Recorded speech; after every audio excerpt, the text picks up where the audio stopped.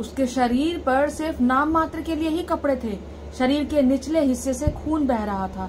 रोते हुए आगे बढ़ रही थी। एक दिन मोमबत्ती की जगह रेपिस्ट को जलाकर तो देखो, क्या पता रेप कम हो जाए। ऐसा लगता है कि पुलिस जैसे नशे में रहती है। कोई वीडियो सामने आएगा तो ही कार्यवाही करेगी। उसकी कुर्ती फाड़ दी, उसके साथ गलत काम किया, प्राइवेट पार्ट से खून निकलने लगा, वो चिल्लाई। शायद उस दिन ताला टूटे संविधान की पेटी का, जिस दिन जिस्म निचोड़ा जाएगा किसी मंत्री की बेटी का।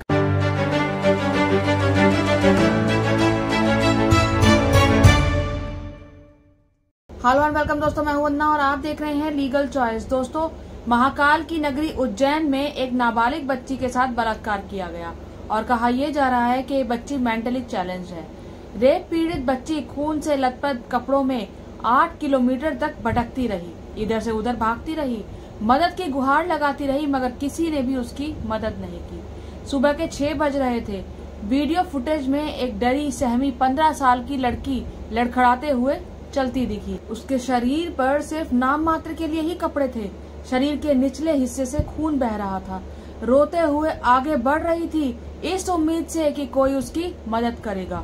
वो बार बार मदद की गुहार लगा रही थी। एक दरवाजे से दूसरे दरवाजे तक गई, दूसरे से तीसरे, और इस तरह वो आगे बढ़ती गई, लेकिन कोई भी मदद के लिए सामने नहीं आया।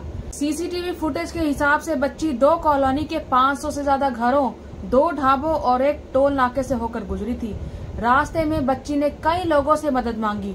कई लोगों ने पीड़ित बच्ची को लहूलुहान अवस्था में देखा भी, लेकिन मदद किसी ने नहीं की। आखिरकार एक व्यक्ति ने उसे पुलिस तक पहुंचाया। एफआईआर में बच्ची ने कुछ बयान दिए हैं।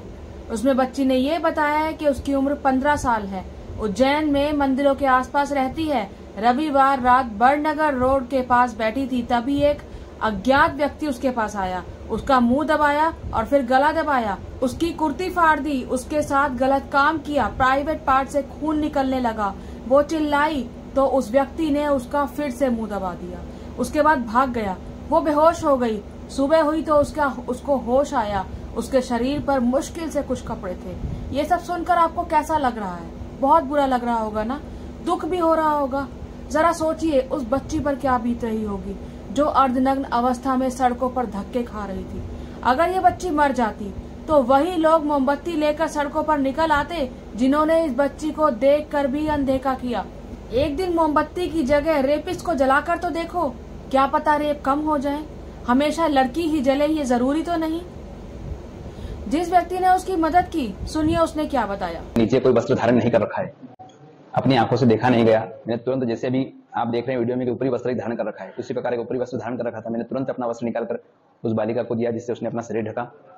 फिर मैंने अपना वाहन रोक करके वहीं स्पॉट पर खड़े होकर के तुरंत ही उस बालिका से पूछा कि तुम्हारी दुर्दशा किसने की है। उसकी आंखें पूरी स्वेलिंग से भरी हुई थी, पाँव में पूरी ब्लीडिंग हो रही थी, आंखें उसकी बिल्कुल भरा रही थी, बार बार वह अपने शरीर से लड़खड़ा रही थी। मेरी आंखों से देखा नहीं गया। मैंने उससे पूछा कि बहन, आपकी हालत किसने करी है और कौन है, तुम्हारे माता पिता कहाँ है, तुम यहाँ किसके साथ आई हो, कब से इस क्षेत्र में हो। लेकिन वह बालिका अपनी ही भाषा में कुछ बोल रही थी, जिसे मैं समझ नहीं पा रहा था। बार बार वह कुछ बोलने का प्रयास कर रही थी, लेकिन मैं समझ नहीं पा रहा था। 2-3 बार मैंने पेन कापी भी उसके हाथ में दिया कि यदि मैं समझ नहीं पा रहा हूँ या तुम बोल नहीं पा रही हो तो इसमें लिख करके कुछ बताओ। यदि अपने माता पिता का मोबाइल नंबर जानती हो तो मेरे मोबाइल का मैंने कीपैड निकाल करके दिया कि इस पर लगा करके बात करो, या आप पेन डायरी में लिख करके मुझे बताओ। लेकिन वह बालिका उस विषय में मेरी कोई मदद नहीं कर पाई। मैंने उससे पूछा कि बेटा भूख लग रही है, उसने कहा हाँ मुझे भूख लग रही है। ऐसे हाँ का उसने संबोधन किया। मैंने तुरंत अपने आश्रम में जो स्वल्पहार में दलिया नमकीन बना था वो बुला करके उस बालिका को दिया खाने के लिए। चाय पिलाई, जल पिलाया, कुछ नकदी पैसे भी उसको मैंने सहयोग रूप में दिए। लेकिन मेरा विश्वास माना नहीं कि मैं इसको सुनी छोड़ दूं, इसलिए मैंने तुरंत हेल्पलाइन नंबर 100 पर कॉल किया। 2 बार मेरा वहाँ कॉल कट हुआ। तीसरी बार हमने महाकाल प्रशासन महोदय में कॉल किया, वहाँ से मैं महाकाल थाने का नंबर मिला, महाकाल थाने में कंप्लेन दर्ज करवाई। हैरानी की बात यह है कि जब वीडियो सामने आया तब जाकर पुलिस हरकत में आई। ऐसा लगता है कि पुलिस जैसे नशे में रहती है। कोई वीडियो सामने आएगा तो ही कार्यवाही करेगी, वरना चुपचाप बैठी रहेगी। पुलिस ने मामला दर्ज करके जांच शुरू कर दी। एक संदिग्ध ऑटो ड्राइवर पकड़ में आया है, जिसे पॉर्न एडिक्ट बताया जा रहा है। ऑटो में खून के निशान भी मिले हैं। रात 3 बजे के बाद एक अन्य ऑटो में बच्ची की मौजूदगी का पता चला है। पुलिस ने कुल 5 ऑटो वालों को हिरासत में लिया है। एक सीसीटीवी फुटेज में लड़की के साथ ये 5 ऑटो वाले भी दिख रहे हैं।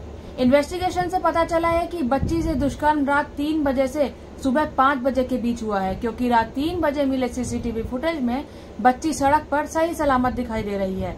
इसके बाद सुबह 5:52 पर तिरुपति ड्रीम्स के पास यह नग्न हालत में दिखाई दे रही है, यानी दुष्कर्म इसी बीच हुआ है। दुष्कर्म के बाद बच्ची को अंदरूनी गंभीर चोटें आई हैं। इंदौर में बच्ची की सर्जरी करने वाले paediatric surgeon doctor Ashok Ladda ने बताया है कि बच्ची का वेजाइना से रेक्टम तक पूरा हिस्सा फट गया है। इसके लिए पेरेनियल रिकंस्ट्रक्शन ऑपरेशन करना पड़ा। बच्ची को अब तक इन्फेक्शन है, वो आईसीयू से बाहर आ चुकी है।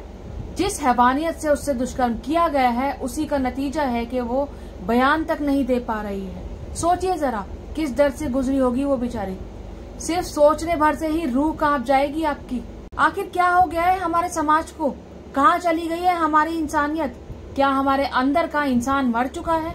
अगर उस बच्ची की जगह आपकी अपनी बेटी होती तो भी आप यही करते?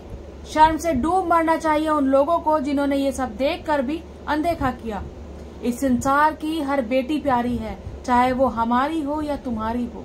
इज्जत लूटने वाले को मौत की सजा देनी होगी, चाहे वो हिंदू हो या मुस्लिम हो। पुलिस ने पहले बच्ची की उम्र 12 साल बताई थी, हालांकि एफआईआर कॉपी में उम्र 15 साल दर्ज है। एसपी सचिन शर्मा ने बताया है कि पीड़ित सतना जिले के एक गांव की रहने वाली है। 24 सितंबर को घर से गायब हुई थी। उसकी गुमशुदगी की रिपोर्ट सतना जिले के जैतवाड़ा थाने में दर्ज है। इस घटना को लेकर नेताओं के बयान आए हैं। राहुल गांधी, उमा भारती, बीडी शर्मा, कमलनाथ और अखिलेश यादव समेत कई नेताओं ने घटना की निंदा करते हुए इसे दुर्भाग्यपूर्ण बताया है। साथ ही दोषियों पर सख्त कार्रवाई करने की मांग की है। लेकिन सरकारें तो जैसे गूंगी बहरी हो चुकी हैं। हर दिन न जाने कितनी बच्चियों के साथ ये हैवानियत होती है, लेकिन सरकारें कोई ठोस कदम नहीं उठाती। कदम उठाना तो छोड़ो, कहीं कहीं तो सरकारें खुद अपराधियों का साथ देती है, उनका बचाव करती है। उनकी खुद की बेटियों के साथ ऐसा नहीं होता ना। शायद उस दिन ताला टूटे संविधान की पेटी का, जिस दिन जिस्म निचोड़ा जाएगा किसी मंत्री की बेटी का। आप इस बारे में क्या सोचते हैं? अपनी राय कमेंट बॉक्स में जरूर दीजिएगा। मेरी इस वीडियो को लाइक कीजिएगा, शेयर कीजिएगा और मेरे चैनल को सब्सक्राइब जरूर कीजिएगा। जय हिंद, जय भारत।